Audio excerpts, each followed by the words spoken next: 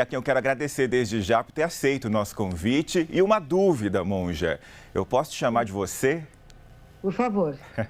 Monja, eu notei que algumas palavras têm feito parte do seu vocabulário com frequência nos últimos tempos. Refazer, reconstruir e reequilibrar. Por quê? Porque tudo isso que tem nos acontecido nos tirou do nosso eixo de equilíbrio. É interessante isso, o nosso próprio corpo tem um esqueleto chamado esqueleto axial, que são 80 ossos, que tem a coluna vertebral, que é o nosso tronco, e a nossa cabeça. E isso é que nos permite ficar em equilíbrio, ficar erectos, ficar em pé. Mas as coisas na vida, assim como fisicamente, às vezes nos derrubam de um lado ou de outro, mas se você conhece esse eixo de equilíbrio, você volta para o centro com mais facilidade. E eu acho que nós estamos precisando nos reequilibrar. Veja só, a sociedade está muito violenta. Aqui em São Paulo tem tido muitos assaltos, né? A gente vê a guerra, a briga, lá, os bombardeios na Ucrânia, e não só na Ucrânia, na África, na Índia. Então tem muitos países em guerra, num momento tão dramático contra essa pandemia, porque nós saímos do eixo de equilíbrio. Porque quando nós estamos equilibrados e bem, nós não lutamos, não ofendemos, não violentamos. Agora, a pandemia, ela de certa forma, ela nos fez entrar num eixo de equilíbrio, porque precisamos cuidar, não é? Cuidar de usar máscaras, de manter distanciamento, da vacina e de ver tantas mortes, algumas próximas de nós, de parentes íntimos, outras distantes. E como falou há pouco tempo, agora há poucos minutos atrás, uma pessoa, né? Que a mãe vive sempre nele. E aqueles que morreram vivem em nós. Nós somos a continuidade dessas vidas. E precisamos nos lembrar disso. Por isso que é relembrar da verdade. Não há nada fixo, nada permanente. E ao mesmo tempo tudo está interligado, intercomunicando. E nós passamos a vida de uma geração a outra. O mais terrível é quando os filhos morrem antes dos pais. E isso também aconteceu na pandemia. Então, nós temos um legado da pandemia de dor, de tristeza e, ao mesmo tempo, de sabedoria e compaixão. Sabedoria no sentido de perceber que não há nada fixo nem nada permanente. Tudo tem começo, meio e fim. E, ao mesmo tempo, nós sentimos a dor, mas a dor também tem começo, meio e fim. E nós não precisamos ficar carregando essa dor para sempre. Claro que sempre ficará em nós a perda de uma criança, de um adolescente, de um adulto, de uma pessoa querida. Sempre vai estar um pouquinho pesado por aí. Mas nós tornamos mais leve, tendo uma vida plena e oferecendo a nossa vida, o nosso sorriso, a nossa atividade para todos os seres. Sim. Não para alguns, mas para todos. Correto. Eu acho que isso é importante. Sim. Ai. Monja, desculpa te interromper. Só para a gente avançar aqui, essa pandemia também, além de todos esses preceitos que você colocou, ela nos convidou a conhecer resiliência. E até de forma batida, né, essa palavra foi muito utilizada. Para muitas pessoas, a resiliência soou como uma forma de aguentar as pancadas da vida de forma passiva. Você acredita que o conceito de resiliência ativa é um caminho mais sábio? Sim, com certeza. Resiliência, que em japonês fala assim, gamansuru. Gaman significa você suporta, você aguenta as dificuldades, mas você atravessa as dificuldades criando causas e condições para que haja menos dificuldades no mundo. Então, a resiliência não é uma coisa passiva, não. Eu vou ficar suportando o insuportável, não. Eu atravesso a dor, atravesso a dificuldade, mas vou criando condições de ser melhor. Eu falo que é uma diferença entre empatia e compaixão. Empatia é eu sinto a dor do outro, eu reconheço a dor do outro ou a alegria do outro, mas a compaixão é quando eu faço alguma coisa a respeito. Então, por exemplo, os pacientes estavam lá muito sozinhos, solitários. O que o grupo de enfermagem, de cuidadores fez? Emprestava o celular para se comunicar com pessoas que estavam fora do hospital. Isso é compaixão. A empatia é só sentir a dor do outro, aí você sai pesado, cansado, né? Mas se você faz alguma coisa para minimizar a dor e o sofrimento, você entra na compaixão. Então, eu acho que é importante a resiliência, esse aguentar, esse suportar, mas, ao mesmo tempo, criar formas, como você falou, uma resiliência ativa. O que eu faço para que seja melhor para todos nós. Sim. Antes de te convidar aqui para o bate-papo, a gente exibiu uma reportagem contando histórias de 4 moradores aqui de Mato Grosso, em que cada um deles teve que enfrentar uma situação diferente diante da pandemia. Resiliência, como a gente estava dizendo, mudança, adaptação e o luto também. E a gente convidou essas pessoas para participarem da conversa. A primeira pergunta que a gente vai ver é do Marcelo Barão, sobre planejamento em momentos difíceis. Vamos ver. Eu gostaria de perguntar como criar estratégias no momento de crise. E aí, Monja, como é que faz? A situação está toda bagunçada, a vida desalinhou, dá para ser estratégico? Claro que sim. Essa é a oportunidade que o universo nos dá, de criar novas estratégias. Não é querer ser o que era antes. A gente tem essa ideia, eu quero que volte a ser como era, nunca voltará a ser o que era. A vida na Terra é o movimento e transformação. Assim como a Terra gira em torno de si mesma, em torno do Sol, e ela não dá uma paradinha e não volta, ela está indo para frente. E nós estamos juntos. E quais são as estratégias que eu posso criar, tanto de emprego, de trabalho, de contas, de afeto, de ternura, de cuidado? É o momento mágico de nós criarmos estratégias de sobrevivência. E não só de sobrevivência com o mínimo indispensável, não. Nós podemos criar estratégias de ter vantagens, lucros não pessoais, mas para todos nós. Perfeito. Criar condições de mais empregos em áreas diferentes. Não, o mundo não está como ele era antes da pandemia. E o que vamos fazer agora? O que eu posso criar? Que novos mercados estão se abrindo?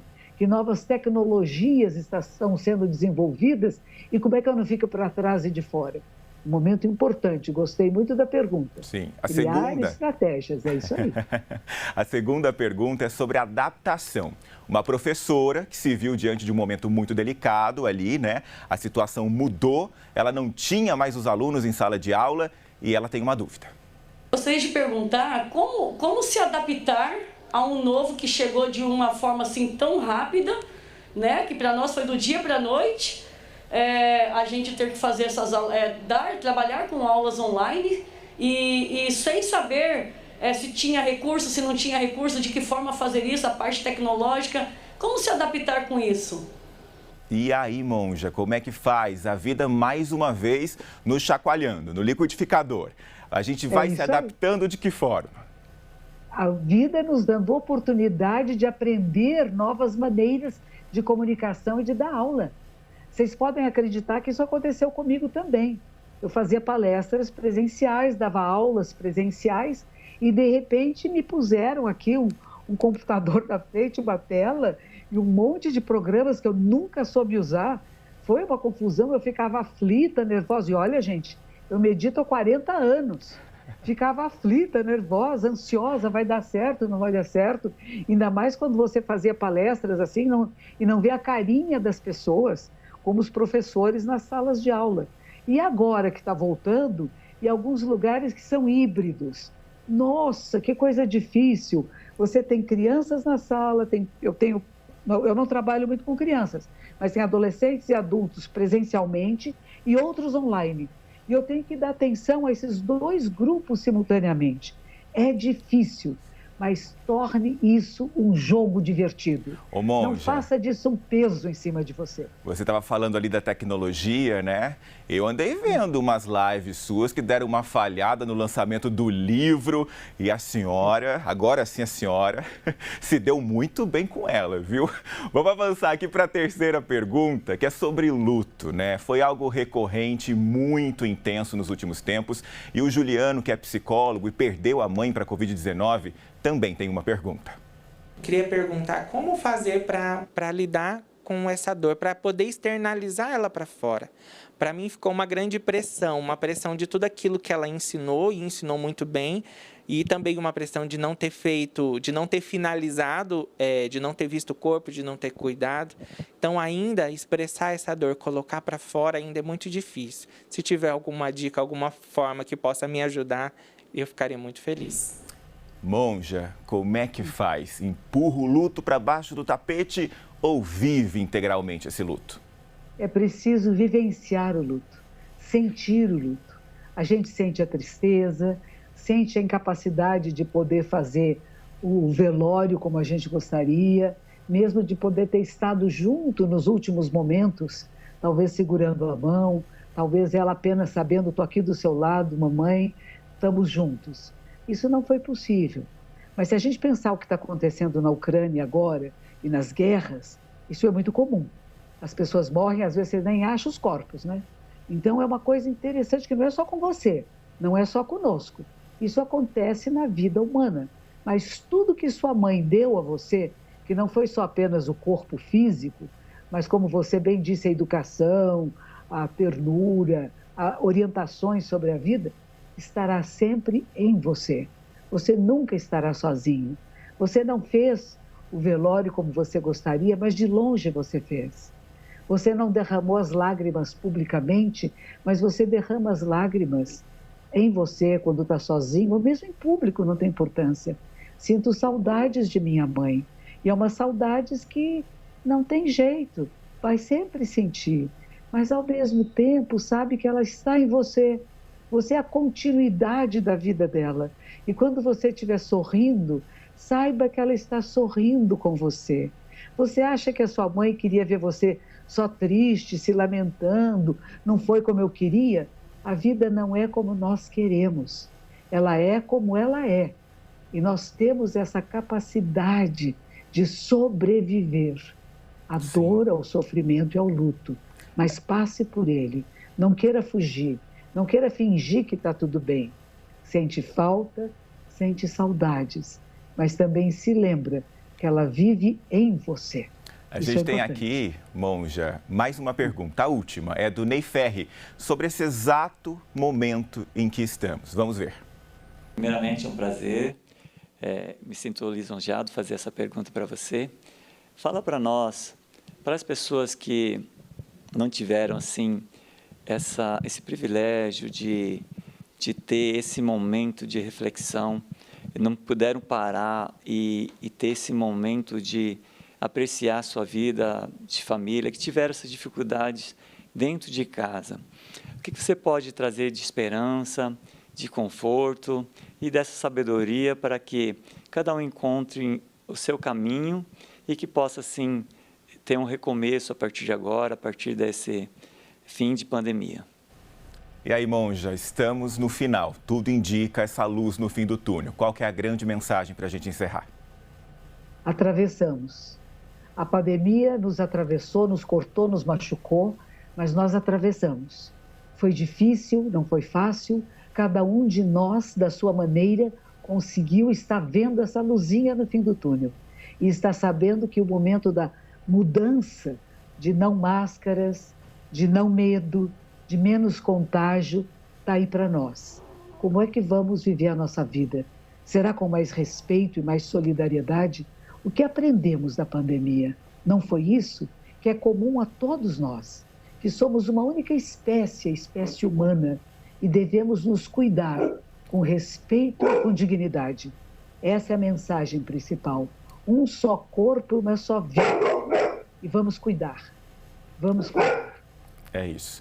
E tem cachorrinho aí também. Olha, Monja, essa era uma conversa muito desejada. Eu acompanho e sou inspirado pela sua trajetória há anos. Espero que você esteja sentindo neste momento a mesma gratidão que eu estou sentindo aqui do outro lado dessa tela que nos separa, mas também nos une ao mesmo tempo. Obrigado por compartilhar palavras de amor, de construção e reequilíbrio. Foi um prazer falar com você. Eu espero que volte a nos visitar em breve.